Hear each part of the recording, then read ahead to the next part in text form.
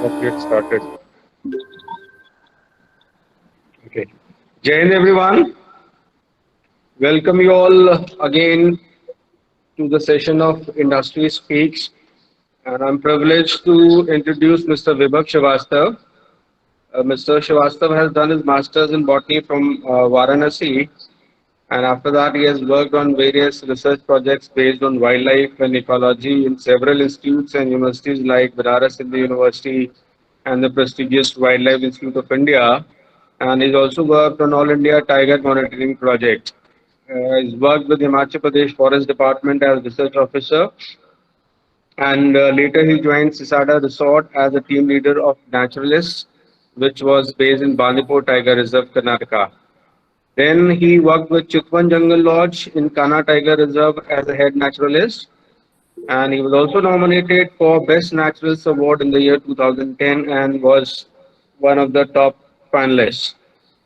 Then he started an organization by the name of Tiger Protection Group for Wildlife Conservation with one of his friends. And since then, he's been doing various projects, working as nature guides in community welfare near the tiger reserves. And he's also organized an international conference on green infrastructure and connecting wildlife corridors.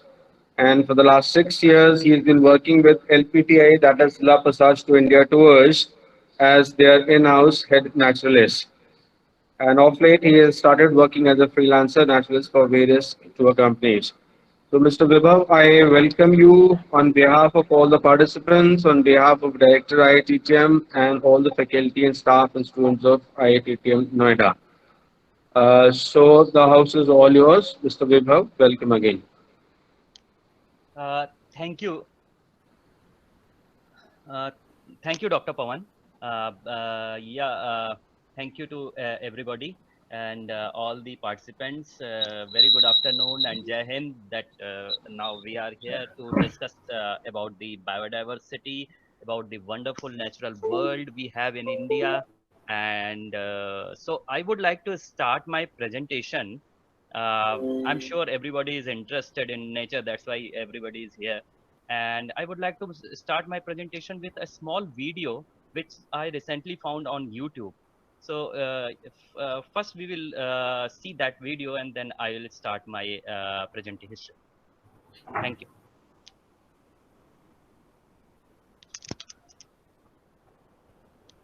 Song actually has given you some idea about the wonderful biodiversity we have in India.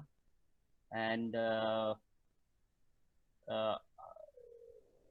many people from all over the world, they come here to see those wonderful diversity, wonderful biodiversity we have. So now I start my presentation, which is about the introduction to wildlife tourism in India. Actually, wildlife tourism, or you can say that if I talk about Indian wildlife is such a vast subject. We cannot cover in a single 45 minutes or 1 hour session. So I would like to cover some major points which we can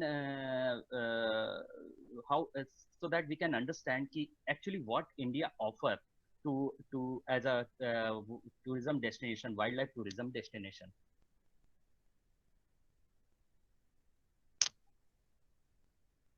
So on this front page, you can see there is a small squirrel-like animal. This is actually a giant squirrel, and this giant squirrel is almost 4 times of the size of normal squirrel. Uh, is almost 4 times of the normal squirrel you can see, and it is very beautiful squirrel, and it is found in the central India and peninsular India, most of the peninsular Indian forest, and there are different races of this.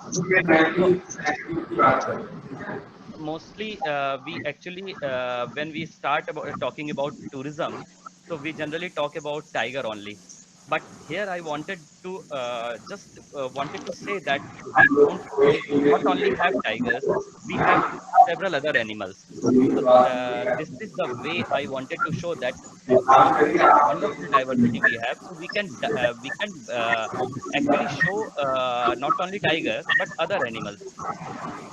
So now about the definition of wildlife tourism, United Nations World Tourism Organization is defined wildlife watching tourism. In India, we have only wildlife watching tourism, which is a type of tourism that is organized and undertaken in order to watch or encounter wildlife.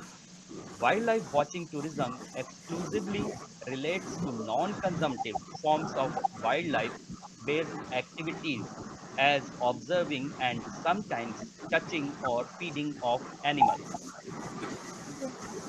So actually, in consumptive forms, people do hunt and fishing also. But here in India, hunting and fishing is not allowed. Earlier, it was sports fishing was allowed in some areas of Ramnagar and in South India, Ramnagar near Corbett National Park. But those areas are now that according to Supreme Court order, so fishing is not allowed, and fishing means for tourism purpose, and also as the UNWTO defined, but in India, touching or feeding animals is also not allowed. So you can only see, and a type you can see that the term is written Hello, sir. non. Sorry for coming in between. Hello, sir. Your voice is not clear, and I also request Lama sir and others to switch off their mics. Please switch off your mics, and sir, if you can just talk a bit louder. Thank you. Okay, thank you.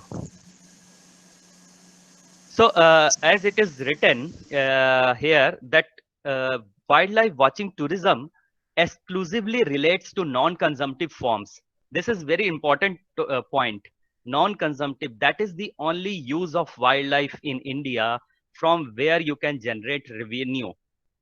That is the non-consumptive forms, wildlife tourism, and it was one of our point when we fought the case against the someone. You must know that in year 2013 someone has filed a petition that tourism should not be allowed in core areas of tiger reserve, and people should because these villagers has been moved out from core areas to outside. So why we are allowing tourism in that area? So that was one of our point, that because those local people, they are getting support from wildlife, they are especially wildlife tourism.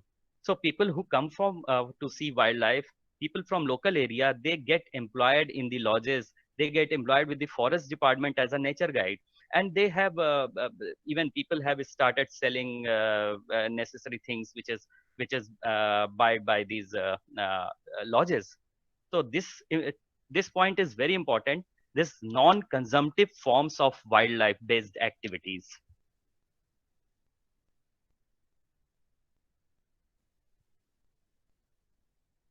So now, if we see the biogeographic, you must know about the physical geography of India. Now, India has been divided into 10 different zones, and it was divided, I think, in 1985 somewhere. That one scientist from U.S. Fish and Wildlife Services, and one of our senior IFS, they worked on this, and then they divided it into 10 zones. And these zones are further divided into sub zones, but that is, I think, out of context of this webinar. So first is Trans Himalaya. You can see on the top of the map. Trans Himalaya covers mostly Kashmir and Ladakh, and some part of Himachal Pradesh, the Lahul Spiti region. And this area is actually because of its harsh climate, and we also call it cold desert. So because of its harsh climate, they have a particular, especially special kind of animals and birds, those who are adopted for that climatic condition. So snow leopard you can find there. Even there are some animals which are their relatives are found in the peninsular or the plain area of India. But the another form, the trans-Himalayan species also found. Like we have wolf in most of the area of central India and the western India and the peninsular India. But in Trans Himalaya, we have Tibetan wolf. We have wild ass in Gujarat. You must have seen in several advertisement of Gujarat government, Gujarat tourism. So wild ass is also found in Trans Himalayas, but that is a kind of different form. We call it Kiang. In Gujarat, we call it Khur, but in Trans Himalaya, there is a plateau called Changthang Plateau, so that wild ass is also found there. Next is Himalaya. Himalaya is comparatively lower altitude, and it has forest, it has greenery, it has snow-capped peaks. So it has little bit different kind of fauna than Trans Himalaya. And sometimes in winters, the fauna from Trans Himalaya moves to the Himalayan region also. And while in summers, some fauna from Himalaya is also moved towards the Trans-Himalayan. But mostly animals from Trans-Himalaya, they move to the Himalayan region during winter because it is less snow and prey availability. And mostly, like if I talk about snow leopard, they come for the cattle's. Uh, Local people, they take their cattle for the grazing, so they come for that. Next is desert. Desert is generally when we talk about desert, so it comes in our mind that nothing is there except sand. But desert is also very diverse in India. Like I told you that there is a part of desert. We have wonderful species of Great Indian Bustard. Great Indian Bustard is one of the highly endangered species of bird, and very interesting fact is related with it. Uh, because when it was proposed to peacock as a national bird, there was a proposal for Great Indian Bustard also. But because of its rarity, and peacock is very common and more beautiful, so it was accepted peacock as a national animal, not Great Indian Bustard. But Great Indian Bustard needs more attention than peacock. Now next is semi-arid. Semi-arid means the actually that area which has very less shrubs, very less trees, only shrubs, and mostly harsh climate like desert.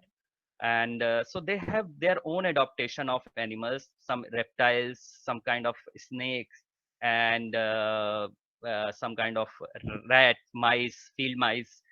So they are adopted for that particular kind of area.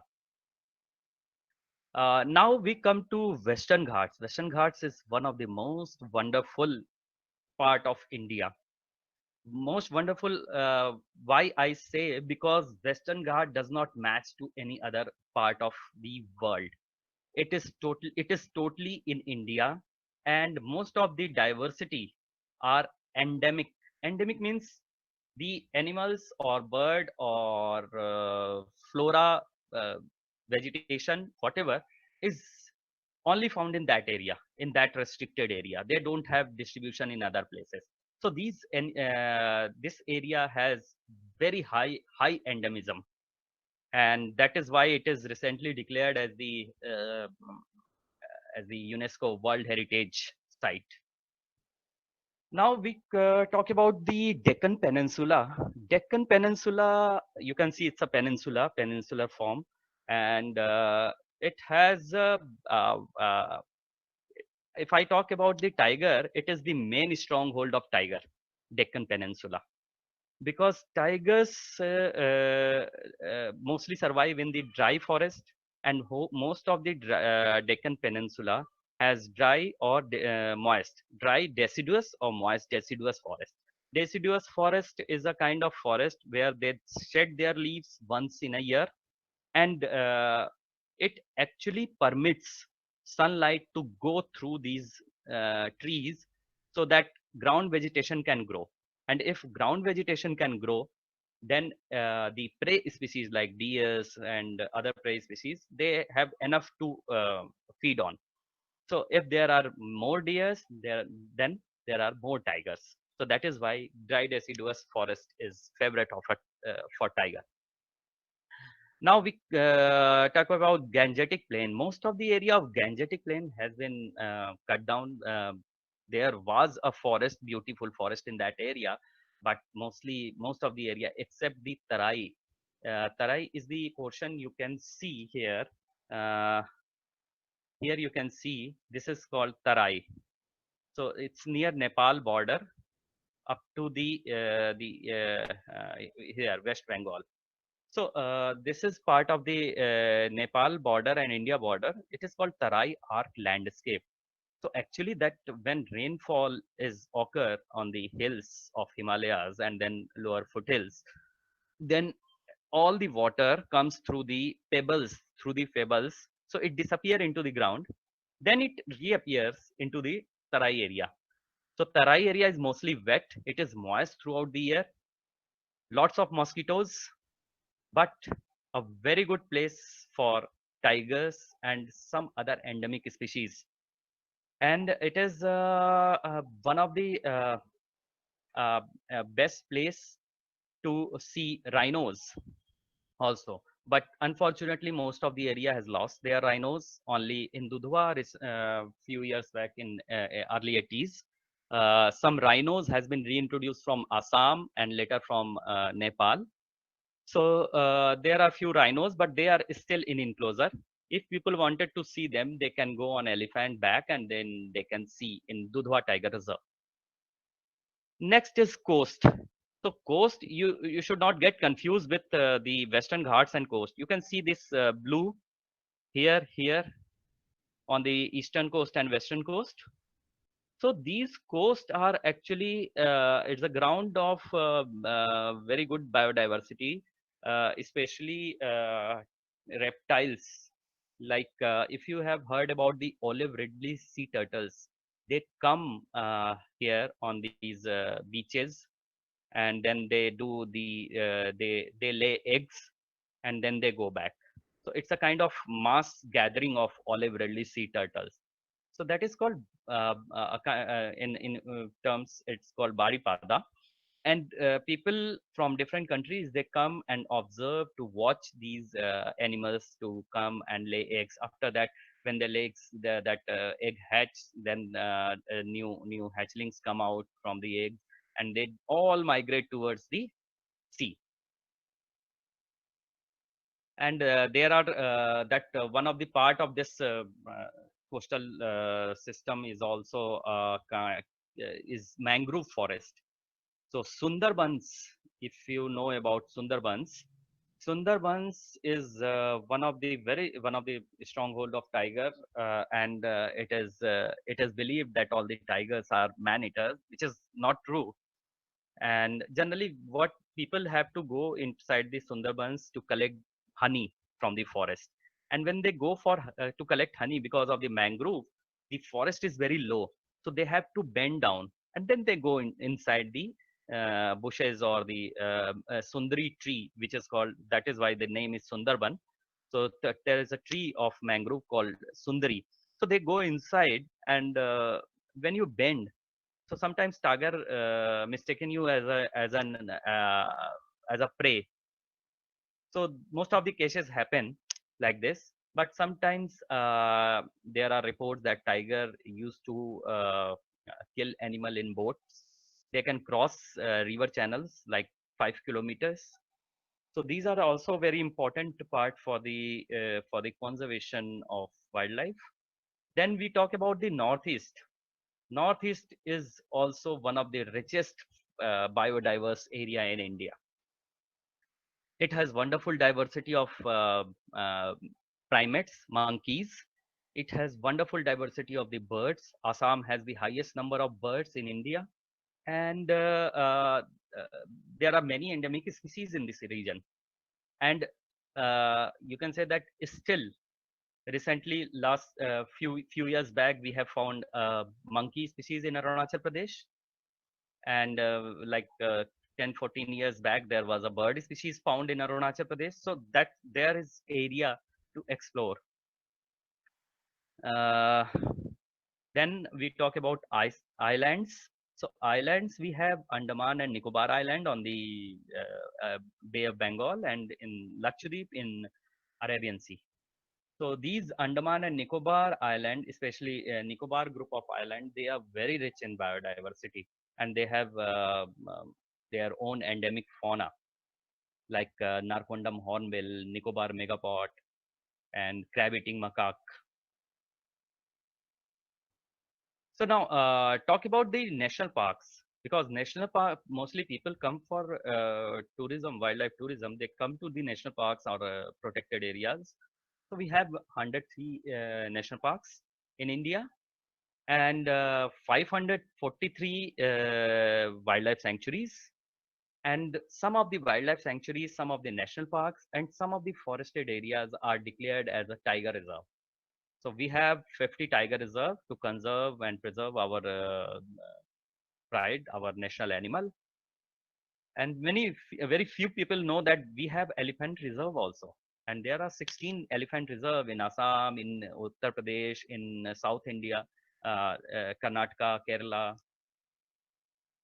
Now we have marine protected area also.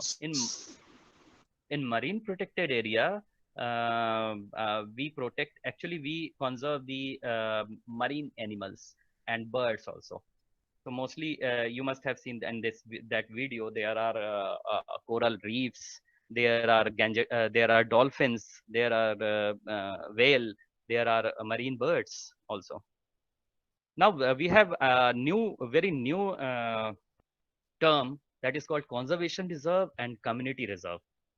So actually, the part which is not the part of, sorry, the part of the forest which is not a national park or wildlife sanctuary or a tiger reserve or any other protected area can be declared as a conservation reserve. It is mostly a buffer. Buffer means the part which is outer part of the forest, and it can act as a buffer. And there are some corridors which actually connect these national parks and wildlife sanctuaries. So because these corridors, they don't have any legal protection, so they have given this protection because we cannot move all the communities there. So there are some places where actually community own those forests. So these the forest which is owned by the community are called community reserve, and there are conservation reserve which is declared by the government. Now we have biosphere reserve, where we conserve all the not only animals but also the ethnic culture, ethnic tribes, local people, their cuisine, whatever comes under in that area, it is totally protected. And we also have World Heritage Natural Sites. You must know that Manas, Kaziranga, and there are several, and there is a Bharatpur Bird Sanctuary. So, and recently this Western Ghat also has also declared as a World Heritage Site. So here you can see in our map, there are small dots. So these are all protected areas. You can see these tiger reserves. So mostly you can see most of the tiger reserves are actually in the central part of India. You can see here in central part of India, some tiger reserves are in Tarai, some tiger reserves are in the northeastern part, and some tiger reserves are in the Western Ghats. So there are no tiger reserve in this semi-arid and desert part of India, and also Trans-Himalayan and Himalayan part of India. Okay. Now, look at the wonderful biodiversity of India. We have 16 different forest types. We have 1,233 species of birds, which is over 13% of the total bird species found in the world, which is around 9,000, more than 9,000. We have 5 big cats. No other country have 5 big cats. Like in India, we have tiger, leopard, lion, uh, snow leopard, and that long-haired leopard. We have 69 species of endemic birds. We have 4 biodiversity hotspot. These 4 biodiversity hotspot actually make India a mega diverse country. Mega diverse country means the biodiversity hotspot means that it has a more number of endemic species. So in India, we have a biodiversity hotspot like Himalaya. We have Western Ghats. We have Indo-Burma, which is part of the Northeast. And then we have Sundaland, which is Nicobar group of islands. Then we have flowering plants. And another one thing is Big 7 as against Big 5. Because most of the people have heard about the Big 5 of Africa. But in India, we have Big 7. If we talk about 5 big cats, we have elephants, we have rhinos, we have wild buffalo, wild water buffalo, we have Indian gaur. So more than actually Big 7. So there are other reptiles, amphibians, endemic mammals, and endemic amphibians. Yeah. Generally, people compare Indian wildlife with African wildlife, or watching Indian wildlife with African wildlife. So actually, it's not very easy in India to watch wildlife, and that is the that keeps your excitement level up. When you go out in the reserve, you will hear the alarm call of spotted deer, monkeys, and bird like peacock and other animals, and then you suddenly you see some pug marks or footprints of tiger or leopard, and then you started following. But when you go to Africa, you can see large savanna landscape where you can see animals almost more than 1 kilometer far.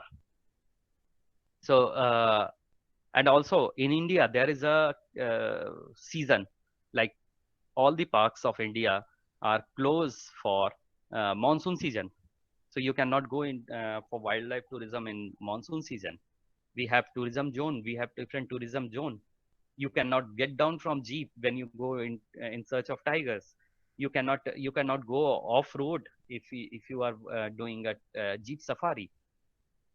So these are the cases actually. That's why African wildlife and Indian wildlife is different, but both have their own charm. So now let's talk about some species of animals. So of course, Royal Bengal tiger, which is I can say that ambassador of wildlife tourism in India, and it is found most of the part of India, and mostly people from European countries, American countries, they come to see tigers. Then we have a common leopard, which is also found in Africa and Sri Lanka also.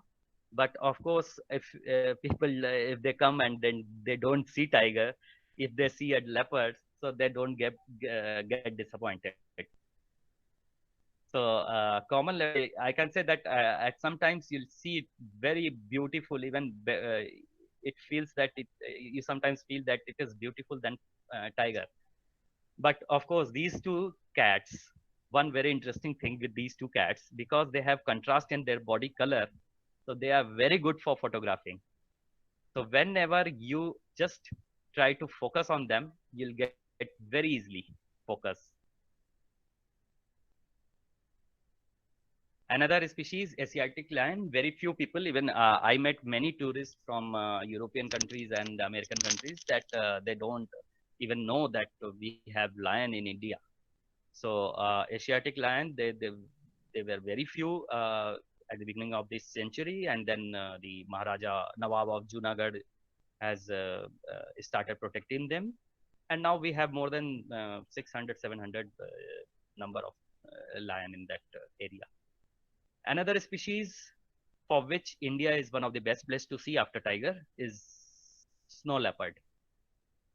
Earlier, snow leopard sighting was very difficult, very difficult. One of my friend, he did research on snow leopard. He spent 5 years in Trans-Himalayan region of Ladakh, and he only once have seen snow leopard. But now, snow leopard sighting is very good. Every time, whenever a group goes to see snow leopard, they'll get at least minimum one sighting. So of course we can market the snow leopard as a tourism, wildlife tourism species. Another species is Asian elephant. They are smaller than the African elephants, and most of the population of Asian elephant is found in India, though they are found in Sri Lanka also, in Nepal also. But most of the population is found in India. And if you wanted to see their congregation, a biggest congregation, you go to the Nagarhole National Park in summer months, and you stop counting. After sometimes you stop counting. I cannot count so many elephants. So actually, what is happened? What happened? Then that is the only river in that area. So elephant has big requirement for water as well as food. So for water requirement, they all collect on that bank of the river. Another species of conservation importance is Great Indian one-horned rhinoceros. They looks like they have armor plate, and once they were very rare, and later recently means that government of India started conserving them, and now we have more than 2,500 numbers of rhinos in only Kaziranga itself. And there are other parks like Manas, there Pobitora, and other parks where you can see them, even in Dudhwa in Uttar Pradesh. So their number is increasing, and it's very easy to see. If you get a chance to go to Kaziranga, you'll on your first safari, just after 100, 200 meter after entry gate, you'll start seeing the rhinos. Even sometimes you can see them from the road itself, means when you just crossing that area. Now we have another species called wild water buffalo. So they have earlier they had very wide distribution, but now they are restricted to only in the park of Kaziranga and Manas. In central India, we used to have in Indravati Tiger Reserve, but now I think only one specimen is left there, and they are extinct in central India. They have one of the biggest diameter. You can see their horns, and they are very short-tempered, actually, because they are short-sighted. So that's why whenever they see anyone, they consider them as threat. Next is Indian gaur or bison. Indian gaur is one of the biggest species of bovid or wild cattle, and they are they can weigh more than 1 ton. So you can see their muscles. This is a male. Now we have Himalayan brown bear and sloth bear. Sloth bear only found in India and Sri Lanka, so it is endemic to the Indian subcontinent. We have prey species also like spotted deer, which is most common in India. and except northeastern part of India. And we have sambar, which is the biggest deer of Asia, South Asia. And of course, tiger's favorite prey because it can last long. Then we have hard ground Barasinga, which is one of the highly endangered species. And recently their population has started recovering, and it is found in Kanha Tiger Reserve, and they have shifted them into the Satpura Tiger Reserve also, some population. Now we have barking deer, which is very small deer, but it is very interesting because they give alarm call, and if you hear them, that it is like just like a dog bark. Now this is Asian wild dog. They have their African cousin also, but I can say that these are much more beautiful than the African cousin. And they also called Son Kutta, and they hunt in a pack. We have golden jackal. Many of you must have seen golden jackal before that, and they mostly remain in a pair. Generally, in mammals, you don't find these kind of relationship, but they generally remain in monogamous pair. Now, hyena does not belong to dog family, but sometimes people keep them in dog family. They have their own family called Hyenidae, and striped hyena, which is the smallest hyena of the all four species found in the world. So striped hyena, a beautiful species, beautiful animal. Now they said Tibetan wolf. We have wolf, which is one form is peninsular form, another one is Tibetan form. So they also hunt in a pack, but very rare now. Now, if we talk about primates, they are our closest relatives. And if we talk about ape is the monkey, tailless monkey, you can say tailless monkey. So most of the gorillas, chimpanzees, all are the gorilla, chimpanzees, and orangutans, they all are ape. So these are the big ape, and we have called a smaller ape also. So these are the smaller ape called gibbons. So we have different species of gibbons in South and Southeast Asia.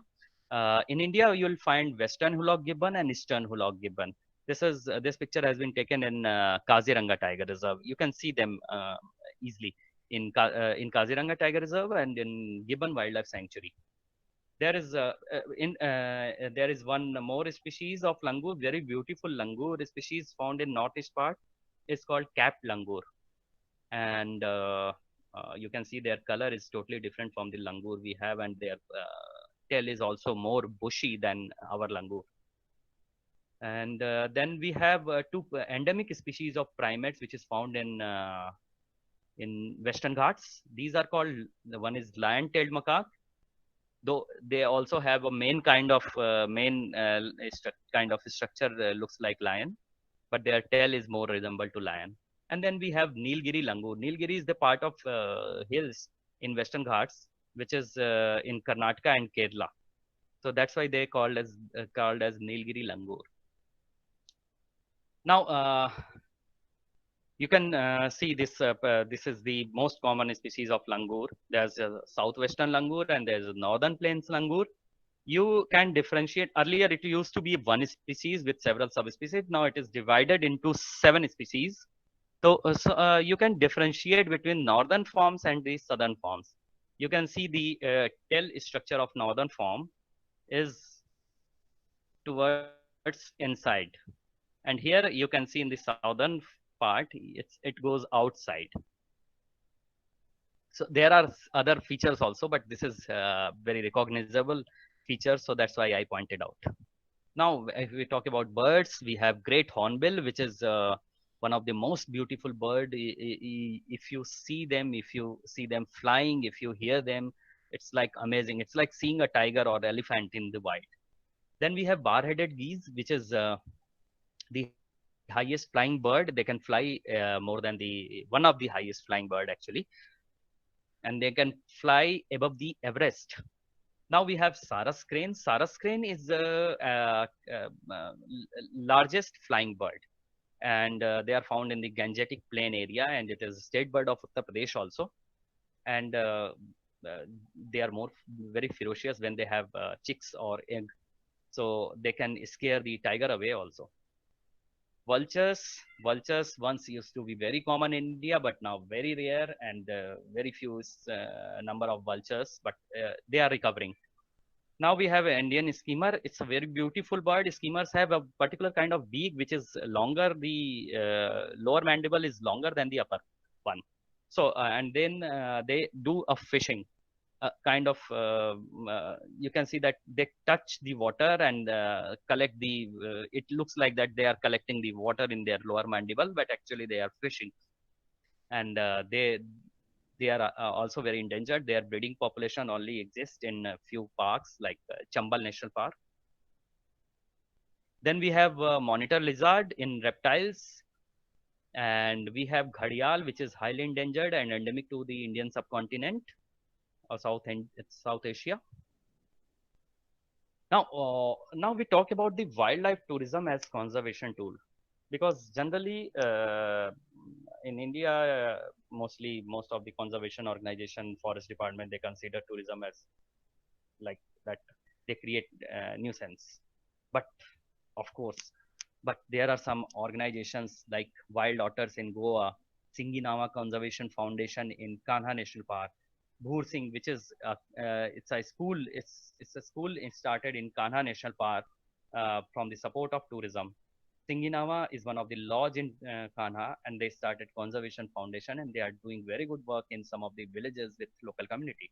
Wild otters, they use the tourism as conservation tool, and they all the tourist can go there in Goa. They can go there and they can do volunteer work. Tiger Watch in Ranthambore, they are doing very good in. They get support from tourism, and most of their funding comes from tourism, and they do work against the illegal trade in wildlife, and they also do they started also the rehabilitation project for Mogia. Mogia is a kind of tribal community. They actually their traditional way of living is to kill animals. Then we have travel operators for tigers. This is international organization, and they actually work for the lodges, and they control what practices these lodges follow. Then we have Corbett Foundation. Corbett Foundation is a part of Infinity Group of Resorts, and they the local communities, they train them for hospitality business, hospitality training, like different training like housekeeping and F&B, so that they can absorb in these wildlife lodges. Then we have Dhonk. Dhonk is another. It's a part of Tiger Watch, you can say, and this is a kind of community initiative where Mogia women, they stop all these hunting and selling animal parts, and now they work for this organization, and they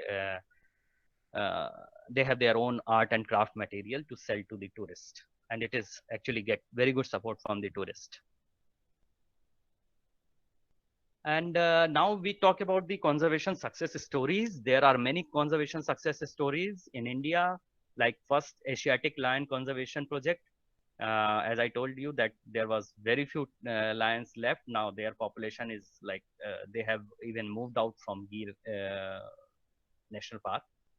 Another conservation success story is Hard Ground Barasingha in early 60s. Their population was very low, but now they have more than 500, 600 number of Hard Ground Barasingha in different meta population. Then very interesting is Amur falcon. Amur falcon actually is a migratory bird, and they are passage migrant in India, in Nagaland. And when they come from the Nagaland, from the Africa or from the northern parts of Asia, they stop for a few days in Nagaland. And when they stop, people used to hunt them. But because of some organization, Wildlife Institute of India, Conservation International, there are different organizations working in them. And then people totally stop this thing, and they are getting support from tourism. Another safe Silent Valley movement in Kerala. Silent Valley, you can read more about it on net. Then another movement, Chipko movement, where the women from Uttarakhand, they stop cutting of the trees. Then tiger reintroduction in Panna Tiger Reserve. All the tigers were killed by poachers, and then the government started reintroducing them. And then rhino conservation, as I told you that rhino conservation in Kaziranga Tiger Reserve, now more than 2,500 rhinos are there. Now, wildlife as a hobby. And I request you all of, if you start some of these hobbies, it actually gives a very good feeling. Like first hobby, of course, this is very costly, wildlife filmmaking. And you can see this this man who is making a film is Nalla Muthu. He has made very good wildlife documentaries on tigers in Ranthambore and Tadoba. And his documentaries are featured in National Geographic and Discovery channels, Animal Planets. Also, wildlife photography, a new craze, new hobby. And another hobby is bird watching. This lockdown period you can utilize. Just look outside your house and you can see new bird. I recently found a new bird in my area, so you can just look out. Then butterfly watching. And yeah, of course, if you wanted any help in identifying the bird, you can mail me the photograph you have taken. Butterfly watching is very new hobby. Another hobby is developed here is dragonfly watching. Another called is herping. Herping means herping comes from herpetology. Herpetology means frogs and amphibians and reptiles. Amphibians like frogs, and reptiles are snakes and other lizards. So herping is another hobby, wildlife hobby. Now let's talk about camera trap. Very interesting thing, new form of conservation tool. And here you can see in camera trap, some of the lodges, they have very good wilderness area inside their lodge. And what they do, they just install camera, which is work on either heat sensor, infrared, whatever. Now most of the camera traps are actually work on heat sensor. So here you can see that it's a team of me and my friends. We were just after coming back checking the camera, and you can see that camera click our photo at 7:41 p.m. On same date, you can see a tiger is coming on camera at 10. So it's only you can say two hours difference. And then he spent almost 45 minutes in that property and then left. On the same night, you can not on the same night, sorry, 3 days back, there was a leopard was captured in camera trap in that same resort. Another species captured in camera trap, it's not here in central India or somewhere, it is a part of research project in one of my friend was involved, is clouded leopard, which is very secretive form of leopard. It's very rare to see them. Another is, you can see it's a sun bear. Sun bear is also very rare form of bear. Now, let's talk about the wonders of nature. Look at these. The first photograph you can see, these are the called mud skippers. Mud skippers, they looks like fish, but they actually walk on the mud. And whenever you go to any mangrove area, even in this picture was taken in Elephanta near Mumbai. So you can see them, and they are very territorial. They are small. They are very small. You can see that that there was one leaf is there. You can compare the size, and they are very territorial. So that one is actually trying to show the other that I am the bigger one. Next is in that series, this photo you can see is Drosera. Drosera is a kind of insectivorous plant. So insectivorous plant is actually they have less nitrogen in that area to fulfill their requirement of nitrogen. They catch these snakes. They look very beautiful, So they catch the insects. Insects come and sit on them, and then they uh, uh, digest them. This looks like a leaf, but this is a oak leaf butterfly. You can see that the proboscis is coming. You can see their legs. So it is a wonderful nature of it. Here you can see this is all grass, but suddenly you see a snake here. It is called green vine snake, harmless, totally harmless. But you can see how very well camouflaged. This kind of fish you hardly have seen. This is called garfish. They looks like a crocodile. Now, celebrities in wildlife conservation. You can see that Leonardo DiCaprio Foundation, they are working very good in wildlife conservation, nature conservation, environment. They have donated more than $100 million to different organizations. And here the Mirza, she's a brand ambassador of Wildlife Trust of India, and she's doing very good job for the wildlife conservation. John Abraham is also in the wildlife conservation, and here you can see Randeep Hooda. He's very good wildlife photographer, and he tried to give the message of conservation through his photographs. You can see in this photograph, you can see a tiger is carrying a bottle. Another is Anil Kumble, is very good wildlife photographer. Amitabh Bachchan was part of the NDTV tiger project. So these celebrities actually they have their connect with the wildlife, and there are many more, but I have selected very few of them.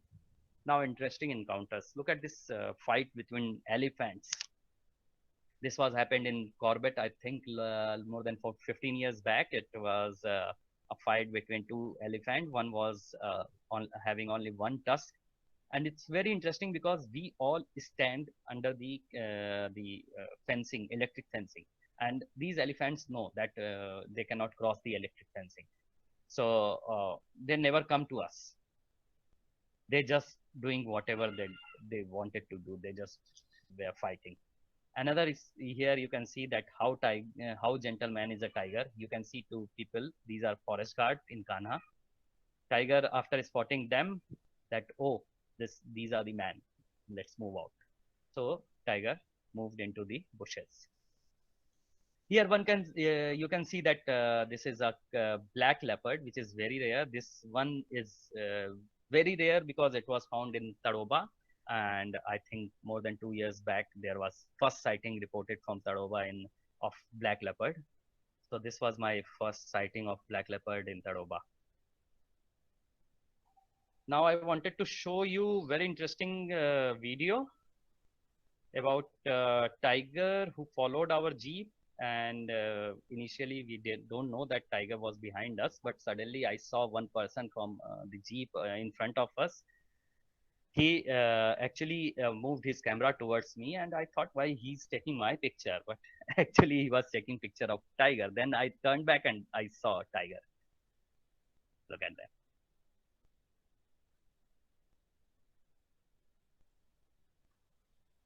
So these are actually cub, and there was a mother also. So 3 cubs and one mother. So they were actually following our jeep. And you know that why tiger they walk on the road? Because they have very soft paws. So walking is very difficult for them, but they can walk easily, and that is a very good advantage for us, so that we can track them by their pug marks.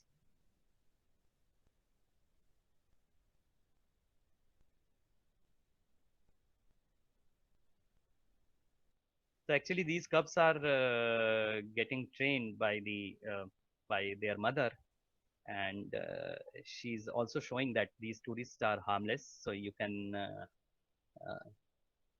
come in front of them. But of course, they are not very well trained, and they don't know exactly how to keep distance with the human. So always these tourists has to avoid going very close to the cubs.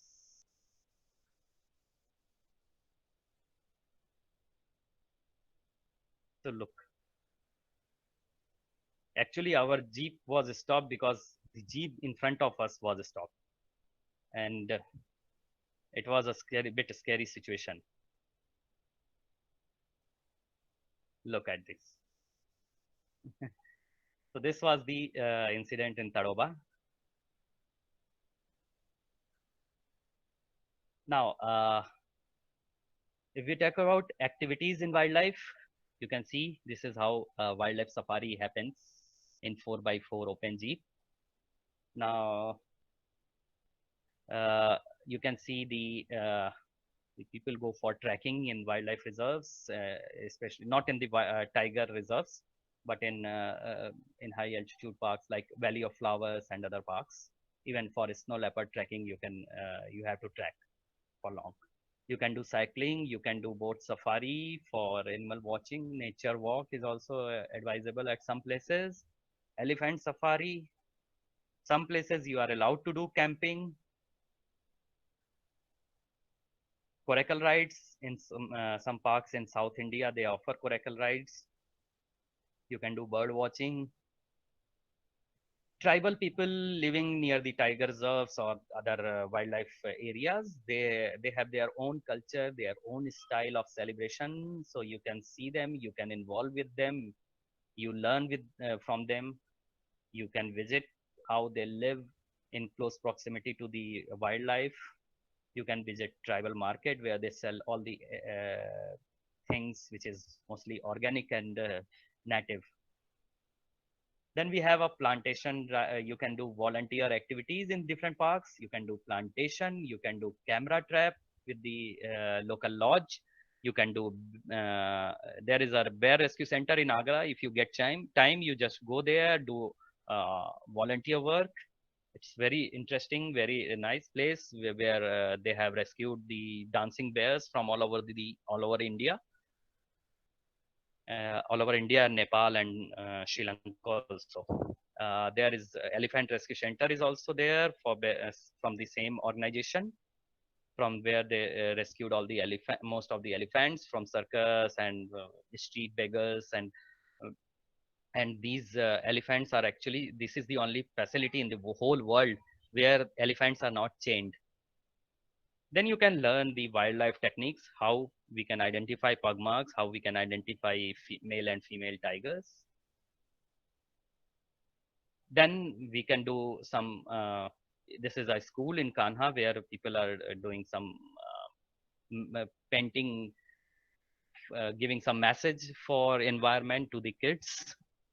This is how people are getting involved with the local community. This is Bear Rescue Center. Again, visit a school, interact with school kids. And these are the activities. You don't need to go with a tourist company. You can go and you can search on the internet, or if you wanted to go, you just mail me. I'll give you the contact. You can just contact them and go and do whatever kind of volunteer activity you are interested in.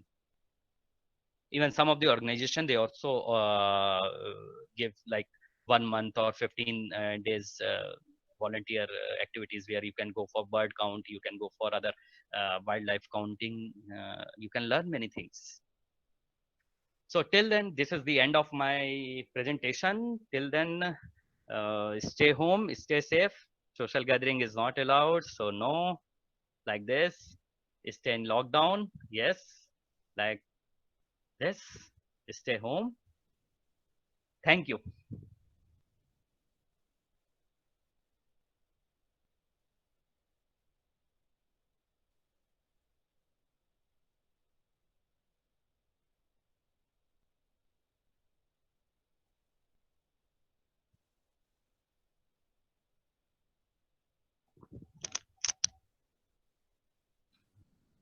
Hello. Huh. Hello.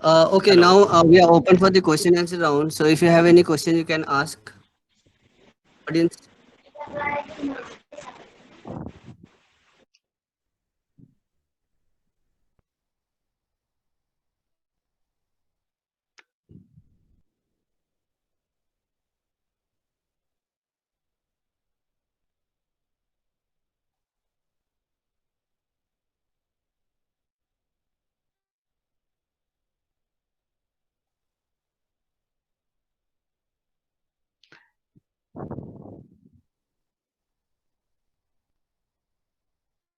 Okay, I can see a question that there was a plan to shift lion from Gir. Yes, actually, that Shivpuri, there was a plan, and Supreme Court has given order to the Gujarat government, but actually Gujarat government is not willing to relocate these lions, and they wanted their land with them, and I don't know exact reason, but it requires public support and political motivation. Still, it is under the that ball is under the Gujarat government. MP is ready with their park, that is Kuno Wildlife Sanctuary in Madhya Pradesh, but they are waiting for the lion. But still, the Gujarat government has not decided to move their lion.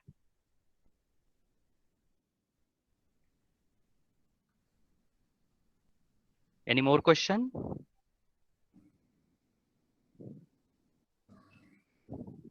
Checking that. Acha, you don't have any question, guys?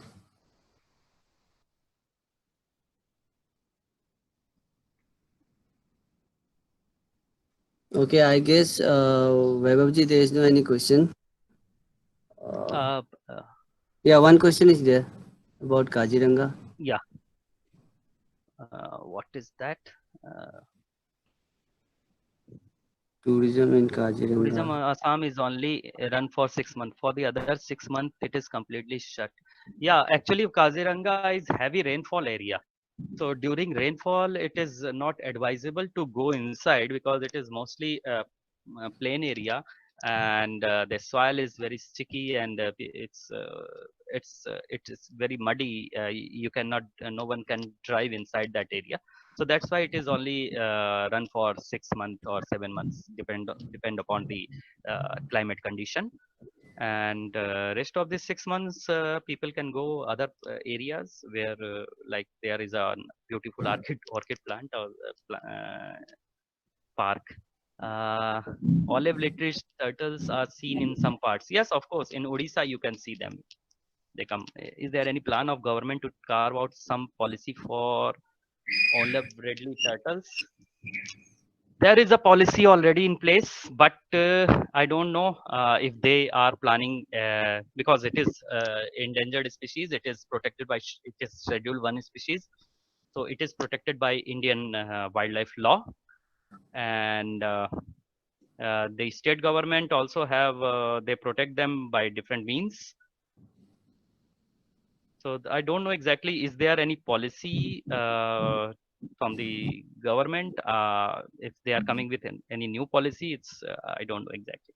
How do you see resorts being opened in wildlife areas for commercial purpose? Are not, yeah, of course. If resorts are not into the sustainable or responsible tourism, they are actually dangerous for the wild animals and birds, because some of the resorts, if you see a report on corridor between Kanha and Pech. So you can see some of the resorts actually blocking the movement of tiger from Kanha to Pech, especially in Kanha. What are some of the steps to be taken at an individual level by a tour operator to initiate safe and secure wildlife tours for both tourists? Yes, you can just aware. You have to aware the that wildlife tourism is actually a very interesting thing, that in other form of tourism you can guarantee people that you come to India, I will show you Taj Mahal. But in wildlife tourism you can't say that you come to India, I'll show you tiger. So this is a attitude, this is a kind of attitude I have seen in some tour operator. So first you have to teach them that is these are the wild animals. You are going to the wilderness area. If you see a tiger, it's a kind of additional benefit for you, additional kind of thing. But if you only follow tigers, you miss so many things, and ultimately you are left with nothing.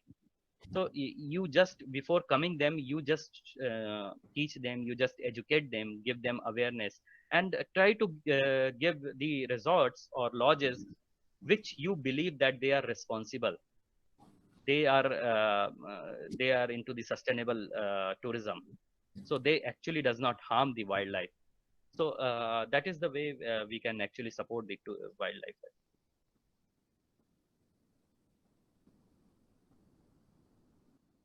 Yeah, like a national or conservation center.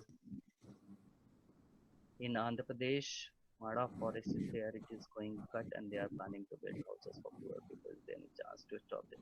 This can be stopped by kind of movement like nowadays you can run a movement on internet. So it's a signature campaign you can start, and of course it will work if you get very good support. If you know about the Dibang Valley project, it's very new. I'm getting every day mail regarding Stop Dibang Valley project.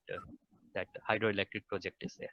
So near Chambal River, up UP government has planned to open a national park. Chambal is already actually it's a tri-state sanctuary. So it is called National Chambal Sanctuary, and UP, MP, and Rajasthan, they are the part into it, and they have their own share. So I don't know which national park you are talking about. Okay, I think it's the last. Yeah.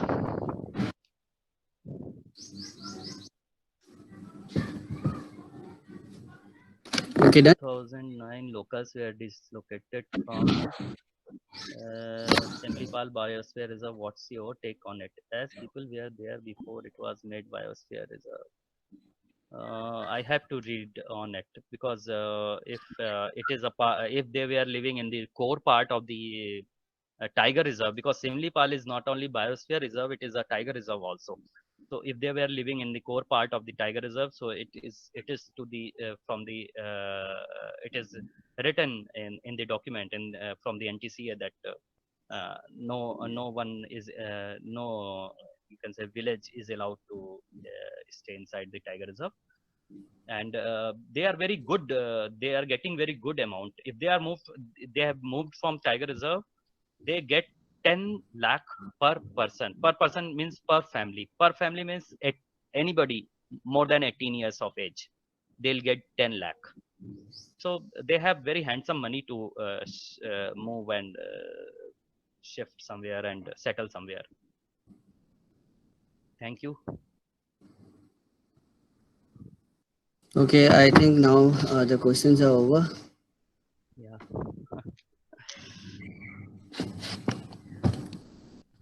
Yes. Okay. Thank you very much, Vaibhavji, for coming up and sharing your experience as well as sharing all the details regarding the wildlife tourism or wild tourism, right? Or wild India, you can say, right? So, on behalf of IITTM family and all the audience, I would like to thank you again and hope to see you soon after lockdown. Yeah. Okay. Thank you. Thank you, Thank Dr. you. Lama. Thank you so much. Thank you.